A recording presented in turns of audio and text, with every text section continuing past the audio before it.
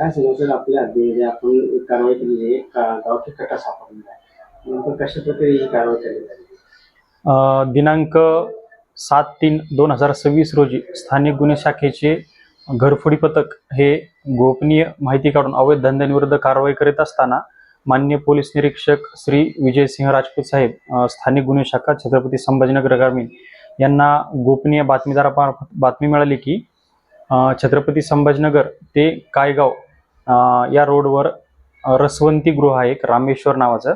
त्या ठिकाणी एक इसम अवैधरित्या व बेकायदेशीरपणे स्वतःजवळ गावठी कट्टा हे अग्निशस्त्र बाळगून आहे आणि दहशत माजवत आहे. अशा प्रकारची माहिती मिळाल्यानंतर माननीय पोलीस निरीक्षक सो यांनी घरफोडी पथक यांना सदर इसमाविरुद्ध कायदेशीर कारवाई करण्याबाबत आदेशित केले. त्याप्रमाणे घरफोडी पथक ज्यामध्ये पोलीस उपनिरीक्षक श्री घुगे साहेब व त्यांचे स्टाफ हे सदर ठिकाणी गेल्यानंतर त्यांना त्या ठिकाणी एक इसम मिळून आला. त्याला विश्वासात घेऊन त्याचे नाव गाव विचारले असता व त्याचे अंग झडती घेतली असता त्याने त्याचे नाव प्रवीण विजयसिंह इंगळे, वय 39 वर्ष, मूळ राहणार वडना, तालुका खामगाव, जिल्हा बुलढाणा, तो सध्या हल्ली छत्रपती संभाजीनगर वाळूज परिसरात राहणार आहे.